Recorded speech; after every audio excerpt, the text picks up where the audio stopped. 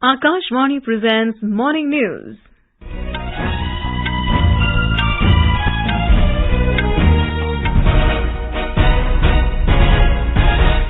Good morning. I am Saira Mujtaba. The headlines. Law and order situation improves in Manipur with Army and Paramilitary's efforts to restore normalcy. Governor Anusuiya Uikey urges people to maintain peace and communal harmony. Campaigning for Karnataka Assembly elections enters final phase. Prime Minister Narendra Modi to limit roadshow to avoid inconvenience to NEET aspirants. National Eligibility Entrance Test NEET UG 2023 for admission in Undergraduate Medical Courses to be held from 2 this afternoon. Prime Minister Modi congratulates King Charles III and Queen Camilla on their coronation, says India-UK relationship will be strengthened further. In weightlifting, India's Bindyarani Devi clinches silver medal in women's 55 kg category at Asian Weightlifting Championships in South Korea.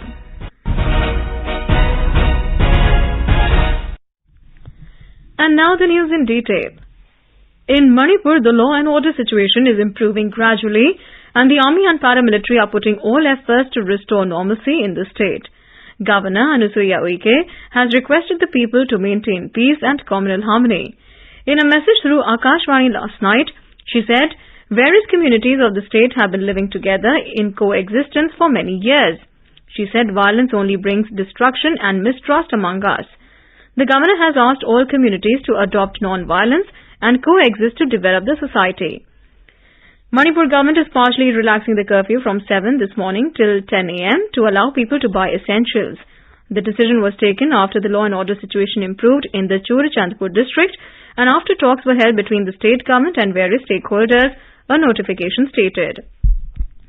Violence broke out in some parts of Manipur on the 3rd of May during the Tribal Solidarity March called by the All Tribal Student Union Manipur in the Torbung area of Churachandpur district to protest the Meitei community's demand for scheduled tribe status. A curfew was imposed across several districts. The state government also stopped mobile data services for 5 days. The centre is constantly monitoring the situation and an adequate number of paramilitary and security forces have already been deployed to bring the situation under control. Meanwhile, the Telangana government has decided to immediately airlift its students and people from Imphal to Hyderabad by a special flight today, in the wake of the prevailing law and order situation. The state government has arranged a special flight to bring them back. A special cell has also been opened to monitor the situation in Manipur and protect the interests of the Telangana people in Manipur.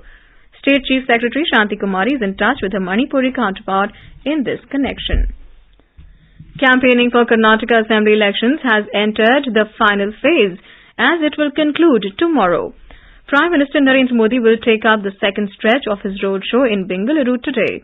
After a mega roadshow yesterday, he will be limiting the roadshow today to a small stretch of 6 to 8 kilometers to avoid inconvenience to those appearing for NEET. Several star campaigners of the BJP will be travelling across the state to campaign for their candidates today. Union Home Minister Amit Shah will take up roadshows in Belgavi, Chikkaballapura and Dodaballapura and a public meeting in Bagalkot. Union Ministers S. Jaishankar and V.K. Singh will interact with the intellectuals and business community in Mysore and Kodagu. Another Union Minister, Smriti Irani, will hold roadshows in Bagalkot and Devangere. BJP National President J.P. Nadda will campaign in Vijayanagara and Bellary districts today. More from our correspondent. The Prime Minister will commence his roadshow from Kempegoda statue in New Tippasandra at 9 a.m. and conclude it at Trinity Circle at 11:30 a.m. He will pass through HAL 80 Feet Road and 12th Main Junction. He will address 2 public rallies today at Shivamogga and Nanjangud. Congress leader Rahul Gandhi will conduct corner meeting at Anekal and Pulkeshi Nagar in Bengaluru today afternoon. Congress National President Mallikarjun Kharge will address public meeting in Kamlapur, Wadi and Kalburgi North. JDS Supremo Devegowda is campaigning in Nagamangala, Tumkuru, Malavalli and Pandavapura today. Sudhindra, Akashvani News, Bengaluru. Meanwhile, the Election Commission of India has issued a notice to KPCC President for publishing an advertisement in Karnataka with the alleged rate cut of the BJP government for appointments, transfers and jobs. The State Congress has been asked to show reasons and provide empirical evidence for the allegations made against the BJP government in the state. The explanation has to reach the Election Commission by 7 p.m. today. It has asked why action should not be initiated by the Commission against them for violating the Model Code of Conduct and relevant legal provisions under the Representation of Peoples Act and IPC. BJP had complained to the Commission on the 5th of May that the Congress had made false allegations against them to mislead the electorate. The show cause notice served by the Commission says that the accusations, without any corresponding informational verification, vitiate the electoral process by disturbing the level playing field and potentially mislead the elector from making informed choices. It further says that the specific charges made in the advertisement bring into disrepute the entire administration, fomenting a feeling of distrust against the government. The National Eligibility Entrance Test or NEET UG 2023 for admission in undergraduate medical courses will be held today. The examination will be conducted at different centers in various cities across the country and 14 cities outside the country between 2 p.m. and 5:20 p.m. Medical aspirants who have registered for the examination can download the admit card from the official website neet.nta.nic.in. However, the National Testing Agency has postponed the NEET UG 2023 only for candidates who have their examination centers in Manipur. The decision in this regard was taken in view of the law and order situation in the state and on the request of the Manipur government. The NTA in a statement said that a fresh date of examination for these candidates will be announced soon. Candidates can also contact telephone number 011 407 59000 or email at neet@nta.ac.in for any clarification. Candidates are also advised to visit the official websites of NTA for the latest updates. This is Akashvani giving you the news. For quick news updates round the clock, follow us on Twitter @TIR News Alerts. Welcome back. Prime Minister Narendra Modi has congratulated King Charles III and Queen Camilla on their coronation. In a tweet, Mr. Modi said, "We are sure that the India-UK relationship will be strengthened further in the coming years." Vice President Jagdeep Dhankar and his wife Dr. Sudesh Dhankar attended the coronation ceremony in London. King Charles III was crowned during a majestic and deeply religious ceremony at Westminster Abbey in London yesterday. After the service, the King and selected members of the royal family made the customary appearance on the Buckingham Palace balcony. US President Joe Biden also congratulated the King and the Queen. He noted the enduring friendship between the UK and US. French President Emmanuel Macron said King Charles III and Queen Camilla are friends of France. President of the European Council, Charles Michel, extended his best wishes to King Charles III and Queen Camilla in a tweet, adding that the Council appreciates the King's dedication to environmental efforts. India has opened a track of access road for the dry port up to Dodra Chardani Municipality 1 of Kanchanpur. The access road track has been opened up to the Nepal border by cutting down around 2,000 trees in the Indian territory for the dry port in Dodra Chardani.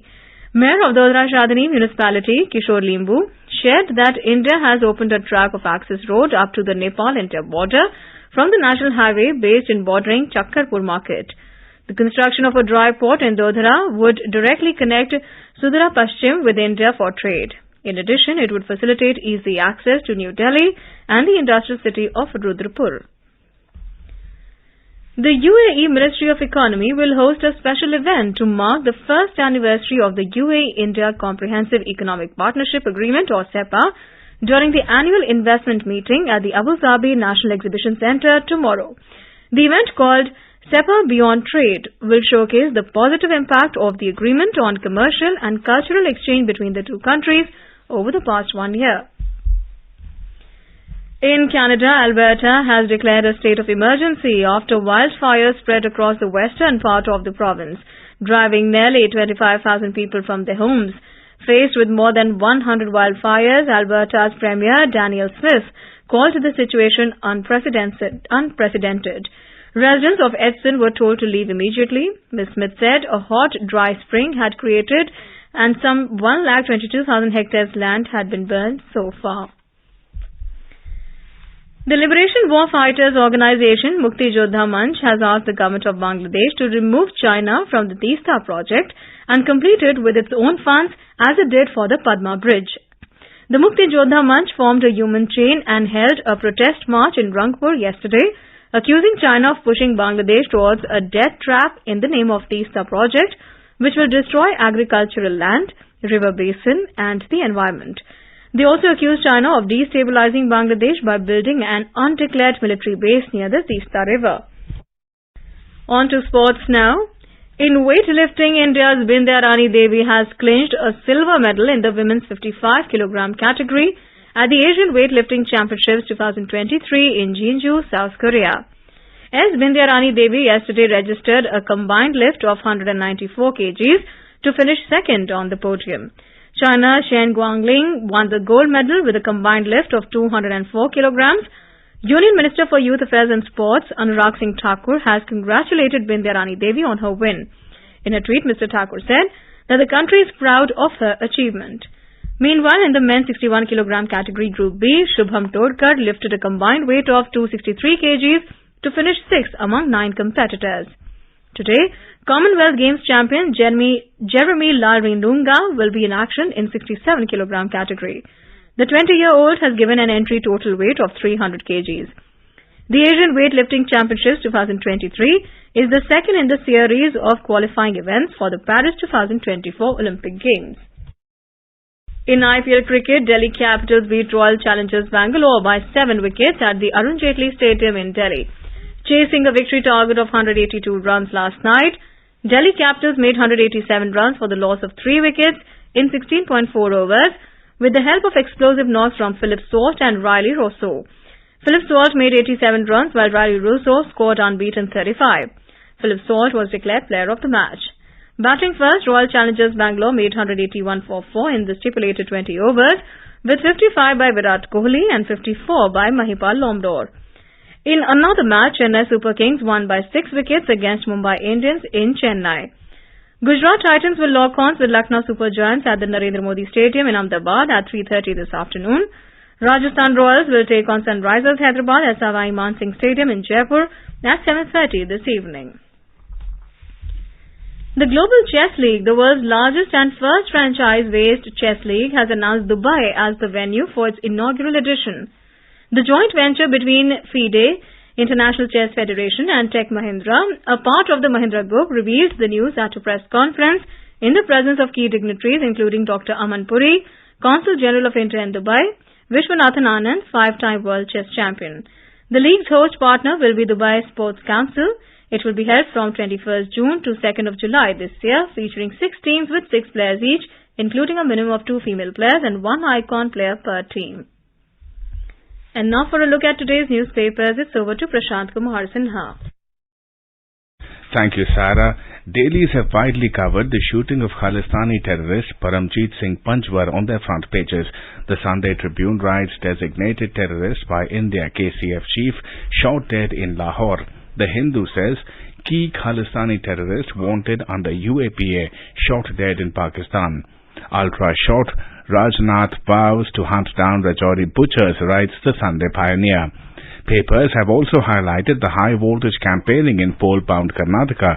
The Asian Age headlines, Congress means corruption, lies, BJP will deliver, says PM in Karnataka. All dailies have highlighted the much-awaited coronation of King Charles III with pictures of him being crowned at Westminster Abbey. Vice President Jagdeep Thankar and his wife represent India along with thousands who thronged to attend the ceremony that was only the second in history to be live televised. And heard of functional snack? Well, thanks to the health-conscious consumers, the segment is booming in India, with the country becoming the fastest-growing health food market. Financial Express Sunday says taste for functional food drives F&B sales. And with that, it's back to you, Sarah. Thanks, Prashant. And now, before we end the bulletin, the headlines once again. Law and order situation improves in Manipur with Army and Paramilitary's efforts to restore normalcy. Governor Uikey urges people to maintain peace and communal harmony. Campaigning for Karnataka Assembly elections enters final phase. Prime Minister Modi to limit roadshow to avoid inconvenience to NEET aspirants. NEET UG 2023 for admission in Undergraduate Medical Courses to be held from 2 this afternoon. Prime Minister Modi congratulates King Charles III and Queen Camilla on their coronation. And in weightlifting, India's Bindyarani Devi clinches silver medal in women's 55 kg category at Asian Weightlifting Championships in South Korea. And with that, we end the morning news.